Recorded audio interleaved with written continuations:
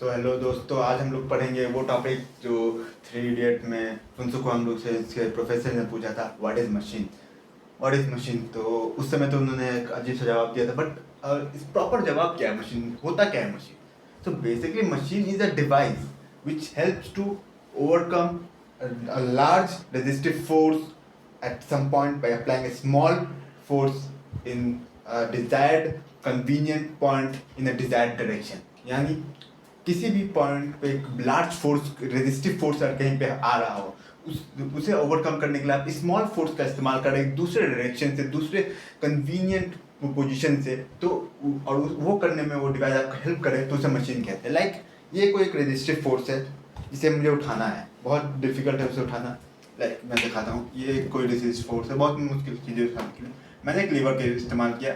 मैं नॉर्मली उठाने में इसके लिए ज़्यादा वेट लगेगा, बट मैंने एक डिवाइस का इस्तेमाल किया, इधर पे एफर्ट लगा, इधर पे फलक्रम लगा, मैं इसे इजीली उठा पा रहा हूँ, देखिए उठा पा रहा हूँ। सो बेसिकली एक कन्वीनियंट जगह पे हम स्मॉल अमाउंट ऑफ फोर्स लगा के उस लार्ज रेजिस्टिव फोर्स को ओवरकम कर सकते हैं।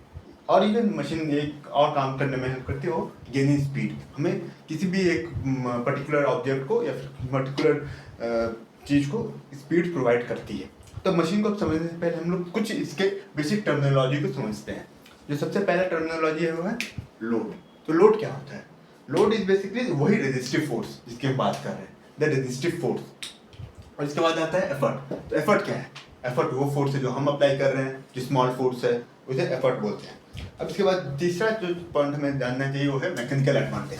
Mechanical advantage is basically load divided by effort. Load divided by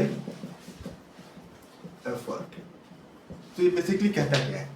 mechanical advantage ये किसी भी मशीन के ये बताता है कि कितना ज़्यादा फोर्स, ये कितने कम फोर्स, अपोजिंग फोर्स से आप इसे ओवरकम कर पाए। मतलब एक लोड, कितने भारी लोड को तो कितने कम एफर्ट से उठा पाया है। तो एम अगर किसी भी मशीन का ग्रेटर देन 1 है तो बहुत अच्छी बात है, और एम आर इक्वल्स टू 1 है मतलब तभी से हम आइडियल सिचुएशन ही मानते हैं। मतलब बेसिकली ये मैकेनिकल एडवांटेज हमें यही बताता है कि एक रेजिस्टिव फोर्स को हम कितने अपोजिंग फोर्सेस से उठा सकते हैं। बेसिकली एक फोर्स मल्टीप्लायर की जैसे हम इसे यूज कर सकते हैं। अब इसके बाद नेक्स्ट जो रेशियो हम समझते हैं वेलोसिटी रेशियो। वेलोसिटी रेशियो होता है basically the ratio between the velocity of effort divided by velocity of load. Velocity of effort divided by velocity of load. इसे और अलग तरीके से भी हम लोग लिख सकते हैं कि वेलोसिटी ऑफ एफर्ट कैसे लिखेंगे, V divided by V L. Velocity हमें पता है क्या होता है, displacement divided by time. Simple सी बात है। तो यहाँ पे हम डिस्प्लेसमेंट इन एफर्ट लिख दिए divided by time, divided by D L by time. T T cut जाएगा तो बेसिकली होगा D E by D L, यानी displacement in effort divided by displacement in length, sorry displacement in load. मतलब basically अगर कोई machine का हम apply कर रहे हैं उसे, तो कितना एफर्ट हम मूव कराना पड़ रहा है और कितना वो लोड मूव कर रहा है। ये रेशियो समझ आ गया। और ऑब्वियसली एम ए और वी आर का कोई रेशियो, कोई भी यूनिट नहीं होगा, क्योंकि ये रेशियोज या रेशियो से कोई यूनिट नहीं होते। इसके बाद हम नेक्स्ट में जाते हैं जो है एफिशिएंसी। तो एफिशिएंसी बेसिकली क्या चीज़ होती है? अब एफिशिएंसी होता है work done on output side divided by work done in input side, यानी work output divided by work input। अब work output क्या है और work input क्या है ये समझना जरूरी है। और इसलिए हम परसेंटेज में लिख सकते हैं 100% भी, बट बाद में समझते हैं। वर्क आउटपुट होता है कि आउटपुट में क्या है, कितना वर्क हो रहा है। आउटपुट इधर पे क्या है, लोड है, लोड पे हम काम कर रहे हैं। और वो इनपुट क्या है, एफर्ट है। तो basically work done in load side divided by work done in effort। ये होता है एफिशिएंसी का फॉर्मूला। अब इधर पे हम और कुछ बात करते हैं। वर्क डन हमने पता है, हमने पिछले वीडियोस में पढ़ा था कि वर्क डन क्या होता है। Work done is basically force applied into displacement in the direction of force applied.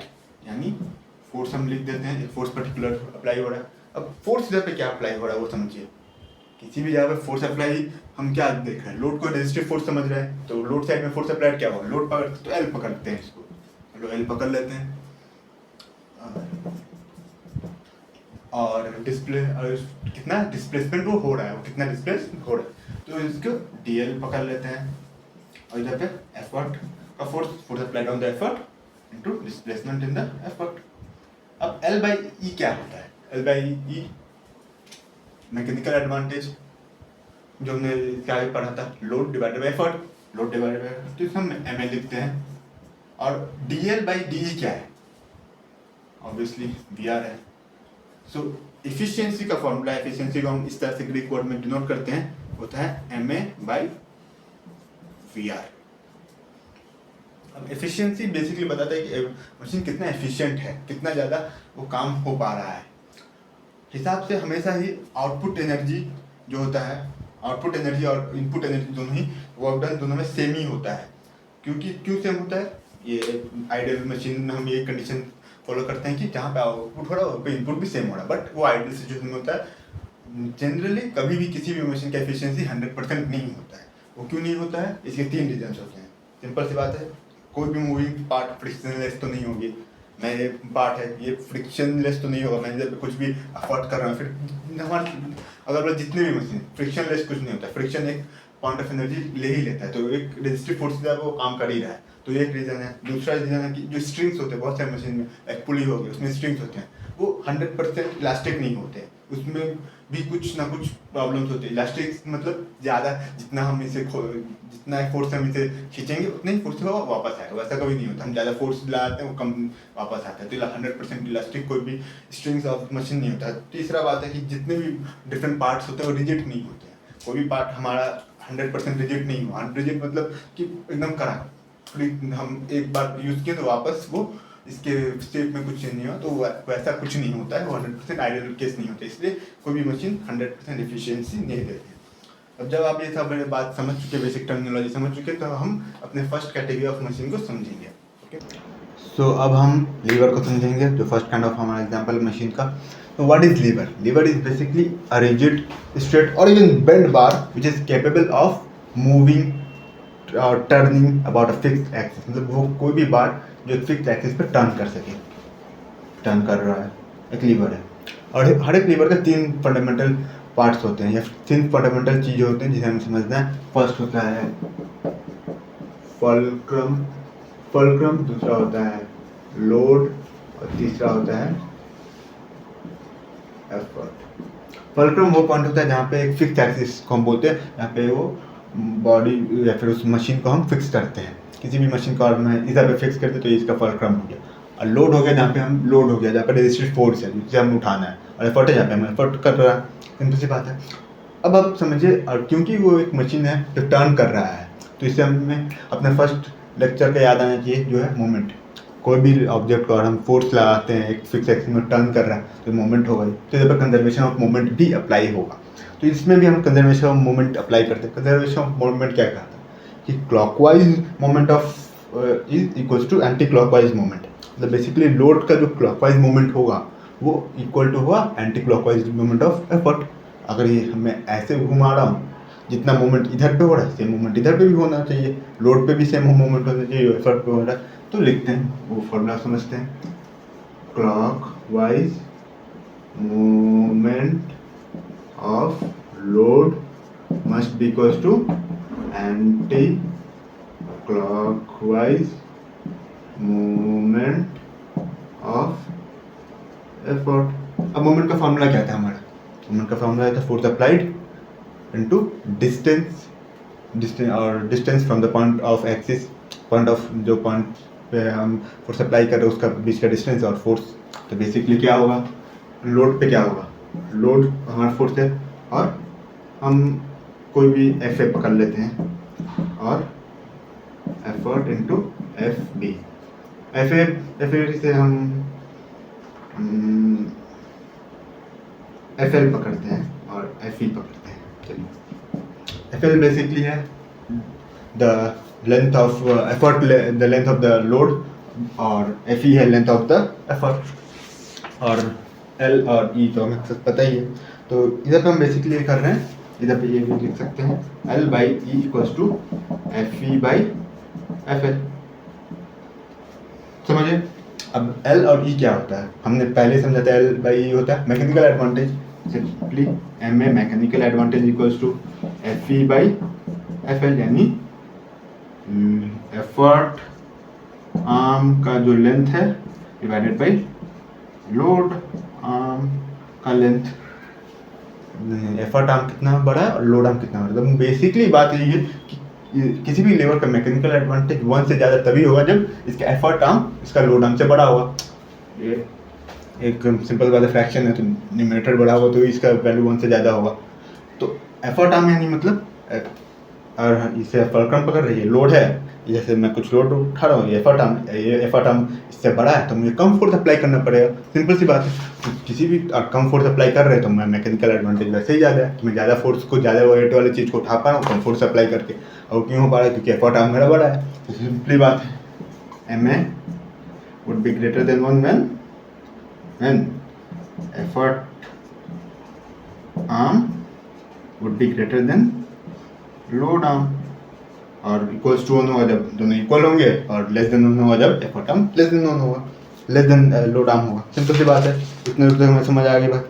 अब हम दूसरे पॉइंट पे जाते हैं जहाँ पे हम काइंड्स ऑफ लिवर्स को समझेंगे। कितने सारे काइंड्स ऑफ लिवर्स होते हैं? बेसिकली 3 किस्म के लिवर होते हैं, क्लास 1, क्लास 2 और क्लास 3। क्लास 1 लिवर्स होते हैं यानी जहाँ पे फुलक्रम जो है वो बीच में रहता है और एफर्ट और लोड दूसरे अलग अलग डायरेक्शंस में रहते हैं, उसे हम क्लास 1 लिवर बोलते हैं। इसका सबसे बड़ा एग्जांपल है सीसॉ। बचपन में हमने सबने सीसॉ पे चढ़ा हुआ, तो इसमें क्या होता है, एक फुलक्रम होता है बीच में और 2 बच्चे झूलते रहते हैं। ये एग्जांपल हो गया। दूसरा एग्जांपल पाइलर हो गया, हैमर हो गया, आपने हैंड पंप चलाया होगा, इधर पे भी एक बीच में बंद होगा और एफर्ट और लोड 2 अलग अलग साइड में होगा। बाकी एग्जांपल आप कमेंट सेक्शन में दे सकते हैं अपने हिसाब से। क्लास 2 लीवर होता है हमारा जहाँ पे लोड जो है सेंटर में रहता है और एफर्ट और फुलक्रम अगल बगल होते हैं। इसका एग्जांपल और आप देना चाहो तो सिंपल सी बात है, लोड जहाँ पे बीच में हो और फुलक्रम साइड में और एफर्ट साइड में हो। तो इसका सबसे बड़ा एग्जांपल नट क्रैकर आप देख सकते हो, बार लिफ्टर हो गया, बॉटल ओपनर हो गया। या फिर मैं इसके एग्जांपल से देखूँ तो ये एक लोड है, मैं इधर पे फुलक्रम सेट कर दिया हूँ, मैं एफर्ट डाल रहा हूँ, ये लोड है, मैं एफर्ट डाल रहा हूँ, तो इधर पे फुलक्रम इधर पे सेट है, लोड इधर पे, मैं एफर्ट इधर से डाल रहा हूँ। तो ये क्लास 2 लीवर का एक फंक्शन एक एग्जांपल हो सकता है। और क्लास 3 लीवर जहाँ पे एफर्ट बीच में है, एफर्ट बीच में है और फुलक्रम और लोड दोनों अलग अलग साइड में है। इसका सबसे बड़ा एग्जांपल शुगर टॉन्ग, और आपने रसगुल्ला खाया और चिमटा यूज़ किया हो, एफर्ट तो हम बीच में देते हैं, फुलक्रम साइड में है, एफर्ट हम बीच में दे रहे हैं, लोड भी इधर पे है। तो ये क्लास 3 का एग्जाम्पल हो गया। तो इसे याद करना भी बहुत आसान है। क्लास 1 में फुलक्रम बीच में होता है, क्लास 2 में लोड बीच में होगा, क्लास 3 में एफर्ट बीच में होगा, बाकी साइड में जो अलग अलग हो। इसे हम लिवर्स को इवन हम अपने बायोलॉजिकली भी देख सकते हैं, बायोलॉजिकली समझ सकते हैं अपने अगल बगल, मतलब अपने शरीर में। हम जैसे शरीर अपने सर को आगे पीछे कर रहे हैं, ये कौन सा क्लास का लीवर होगा? इधर पे फुलक्रम कहाँ पे है हमारा, इधर बीच में है, और लोड है और एफर्ट दोनों साइड में है, तो क्लास 1 लीवर हो गया।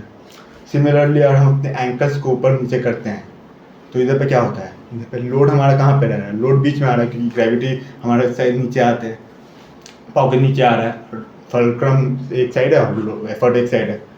वैसे ही हम बात करें तो हम किसी भी अपने हाथ किस तरह से रेस कर रहे हैं, वेट रख रहे हैं, तो हमारा एफर्ट कहाँ पे लग रहा है, इधर पे लगता है हमारा एफर्ट, लोड इधर पे है और फुलक्रम इधर पे, इधर से जॉइंट है। तो ये क्या हो गया, क्लास 3 लीवर हो गया। क्यों? एफर्ट बीच में।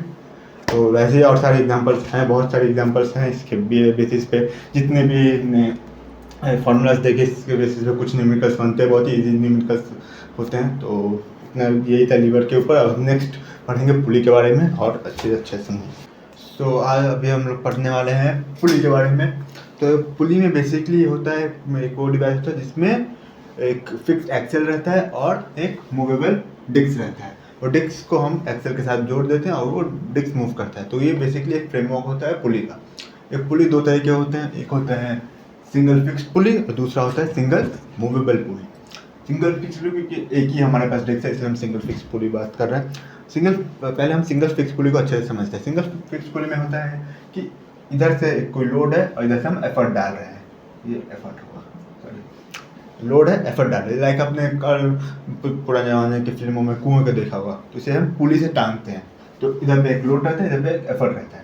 तो बेसिकली इसका मैकेनिकल एडवांटेज क्या होगा, इधर पे लोड है, इसके अपोजिट में एक टेंशन फोर्स अप्लाई हो रहा है, यानी L इक्वल्स टू टी, एक टेंशन फोर्स है जो स्ट्रिंग का टेंशन है। सेम टेंशन तो इस साइड भी आएगा, एक स्ट्रिंग है तो हर एक पॉइंट में सेम टेंशन आता है, तो टेंशन भी सेम रहेगा दोनों का टी, और ई भी इक्वल्स टू टी रहेगा।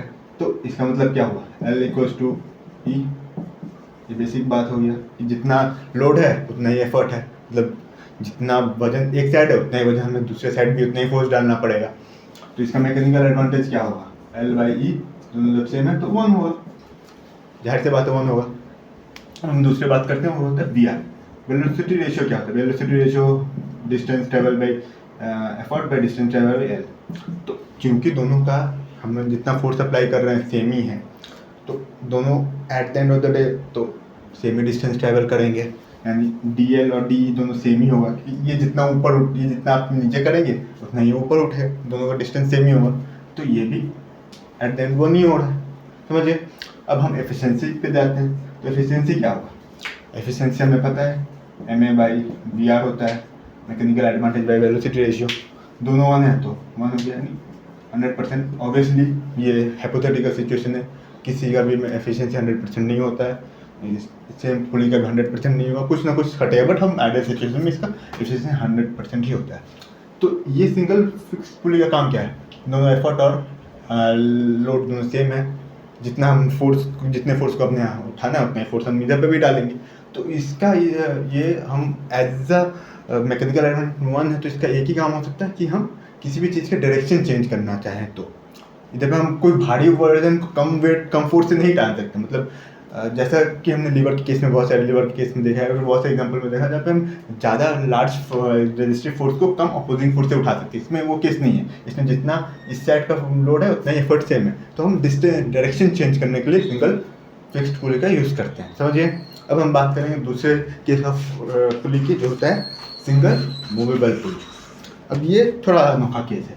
सिंगल मूवेबल पुली में होता है कि जहाँ पर सिंगल फिक्स पुली में जो एक्सेल है वो फिक्स रहता है, इधर पे एक्सेल और डिस्क फिक्स नहीं है, वो दोनों मूव कर सकते हैं, वो स्ट्रिंग के साथ मूव कर रहे हैं। इसका सबसे बड़ा एग्जांपल आप देखोगे केबल कार में आप चले होगे, तो केबल कार को लटकाने के लिए पुलीज रहते हैं, जो फिर जब स्ट्रिंग टर्नेगा तो पुली भी साथ में टर्नती है, वो सिंगल मूवेबल पुलीज होते हैं।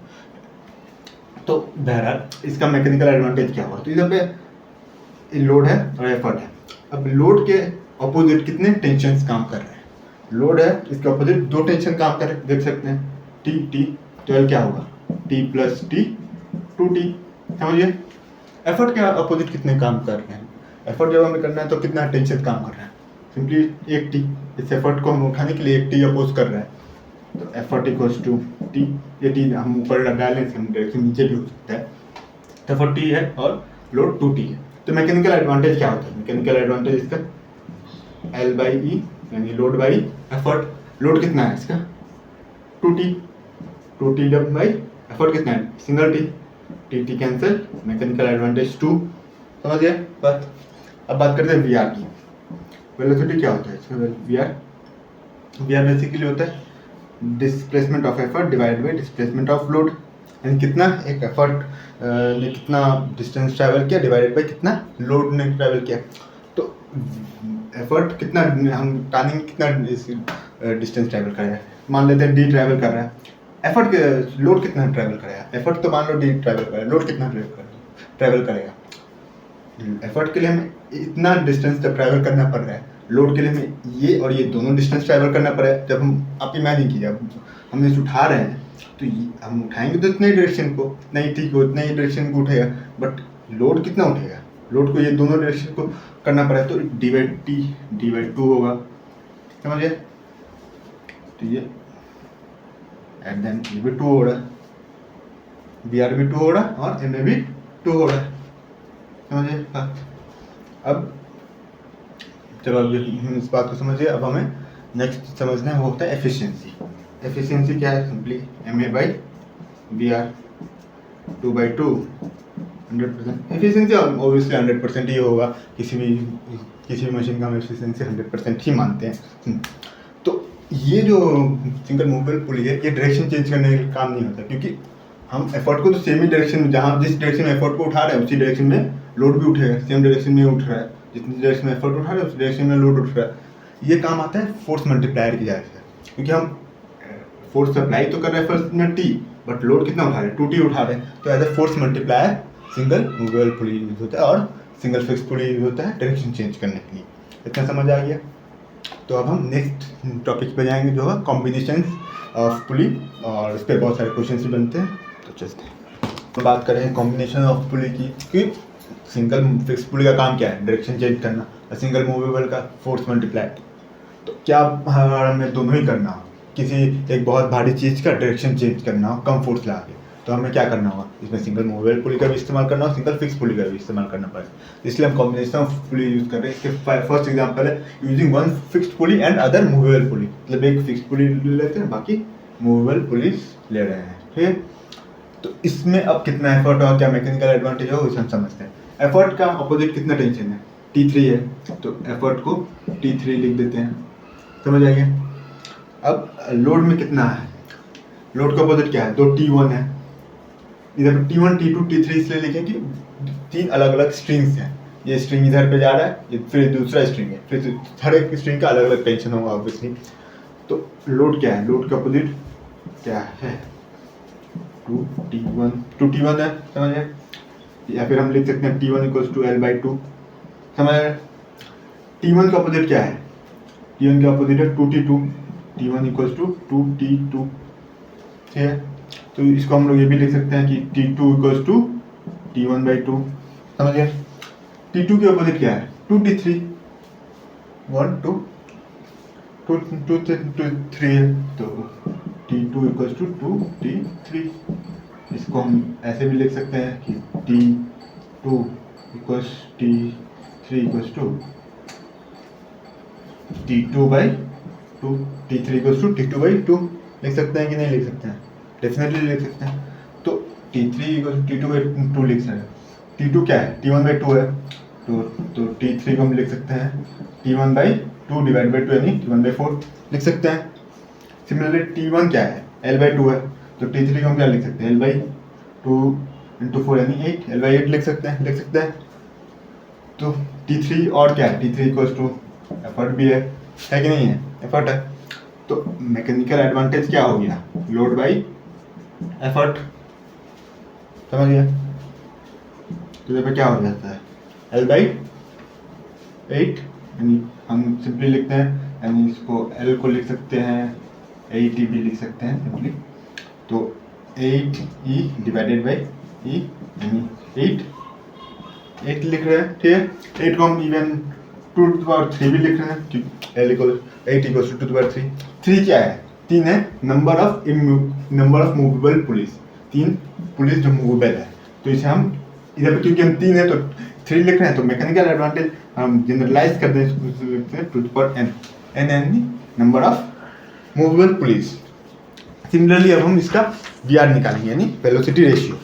अब वेलोसिटी रेशियो भी आप सिंपली इस तरीके से समझिए, लोड कितना मूव किया, T1 मूव किया है, सिमिलरली T1 जो है वो 2T2 मूव किया, सिमिलरली T3 मूव किया, और E कितना मूव किया है, T3 मूव किया है। तो इसे हम इस तरीके से भी लिख सकते हैं कि VR distance moved by effort divide by distance moved by load. तो लोड एफर्ट कितना डिस्टेंस मूव किया, ये मूव किया, ये मूव किया, ये मूव किया, इतने सारे मूव किए हैं, तो इसे हम 2⁻³ × x पकड़ लेते हैं, और x लोड मूव किया, लोड इतना ही मूव किया, ये उसके कंपैरेटिवली एफर्ट्स कितना मूव किया, ये तो सिमिलरली वो भी 2⁻³ हो गया, फिर 2n हम VR को भी ले सकते हैं। और एफिशिएंसी लास्ट आता है, efficiency = MA/VR which is 100%, again समझ गए।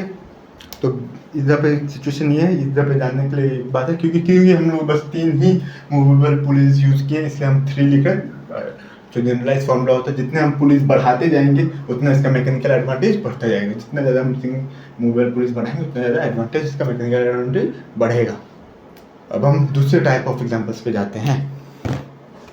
तो अब हम नेक्स्ट एग्जांपल पे जाते हैं, जो होता है using several pulleys in two block और टैकल सिस्टम। ये भी सिमिलर कॉम्बिनेशन ऑफ पुली होता है, जहाँ पे हम 2 टैकल यूज करते हैं ब्लॉक एंड टैकल के हिसाब से, ऊपर 2 पुली नीचे 2 पुली। तो नीचे हमेशा याद रखें, नीचे जो पुली हो ऊपर वाले पुली से इक्वल हो सकते हैं, फिर एक कम हो सकता है। अगर पे हम 3 डालते हैं तो 2 डालते हैं, 2 डाल रहे तो 2 डाल रहे हैं, तो ये ऑब्वियसली नीचे वाला कम रहेगा, ऊपर वाला ज़्यादा रहेगा। इधर पे एक ही स्ट्रिंग है जो इधर से घूम के इधर आ रहा है, फिर इधर से ऐसे जाके एक इधर पे आ रहा है, वेट कर रहा है। तो एफर्ट के अपोजिट कितना लोड है, कितना टेंशन है, एक टेंशन है।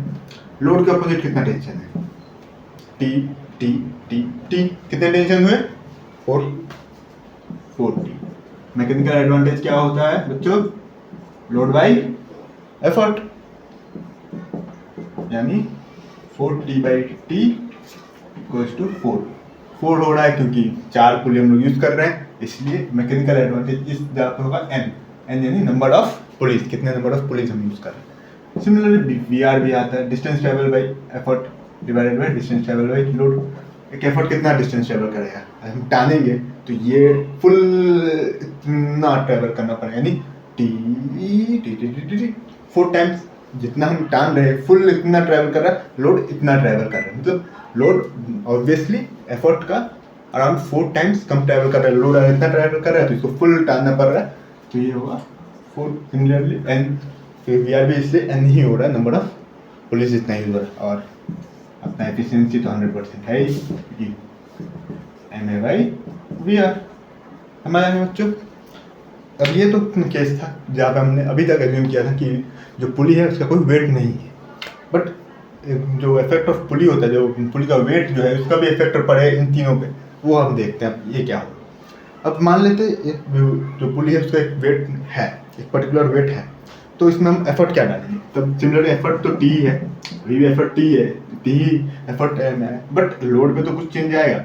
लोड पे हमने बस NT डाल दिया, NT लोड इधर पे NT होगा, NT तो हमने डाला है बट NT तो होगा नहीं, लोड पे NT रहेगा माइनस W क्या है, ये फुल सिस्टम का जो पर्टिकुलर वेट है वो रहेगा, समझ रहे हो, रहेगा। यानी लोड का हम ये भी बोल सकते हैं NE - W बोल सकते हैं।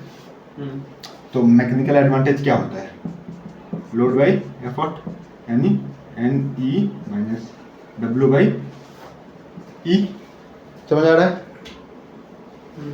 यानी N - W/E। यहाँ पर W क्या है, W क्या वेट ऑफ द पुली, जो वेट को अभी तक हमने इग्नोर किया था। VR इस केस में सिमिलर ही होगा, N ही रहेगा, कि मैकेनिकल एडवांटेज में भले ही इसका कुछ असर हो, बट जितना डिस्टेंस ट्रैवल कर रहा है उसमें तो वेट का कुछ असर पड़ ही नहीं रहा है, तो VR अभी भी N ही रहेगा। यहाँ पर भी VR को हमने N ही पकड़ा था। तो इस केस में एफिशिएंसी अब क्या आएगा, efficiency equals to MA/VR। MA क्या है, N/W/E डिवाइडेड बाई M, क्या आ रहा है समझिए, यानी इसे हम लिख सकते हैं 1/WNE। ये हो रहा है एफिशिएंसी हमारा, यानी पहले एफिशिएंसी कितना आता था, 1 आता था, पहले एफिशिएंसी 1 जो आता था, अभी एक माइनस कंपोनेंट आ गई जो है W - NE, यानी कितना नंबर ऑफ पुलीज है, और W है weight of the system, weight of the पुली। इसलिए जितना कम हमारा क्या होगा, वेट जितना कम होगा, क्योंकि न्यूमेरिकल पोर्शन है, वेट जितना कम होगा उतना ज़्यादा एफिशिएंसी बढ़ेगा इस पुलिस सिस्टम का। तो इसलिए जब भी कोई भी सिस्टम हम डिजाइन करते हैं, पुलिस सिस्टम चाहते हैं वेट जो है वो कम रहे, इसलिए एफिशिएंसी जो है उतना बढ़ेगा। तो ये फुल सिस्टम था हमारा मशीन के ऊपर, और ये इसके बाद ही हमारा जो फर्स्ट मॉड्यूल है फिजिक्स का वो ख़त्म हुआ। अब हम नेक्स्ट मॉड्यूल पे जाएंगे, तो आशा करता है आपको पूरा ही ये मॉड्यूल अच्छा लगा हो। तो जो भी लगा हो प्लीज़ कमेंट सेक्शन में बताते रहिएगा, लाइक शेयर सब्सक्राइब करते रहिएगा, और जो भी डाउट हो प्लीज़ बताइए, फील फ्री, कोशिश करेंगे आपको वो वाया कमेंट ही सॉल्व कर पाएँ, या फिर नहीं कर पाएँ तो उसके लिए नया वीडियो भी बना देंगे। अपने सजेशंस देते रहिएगा। Thank you.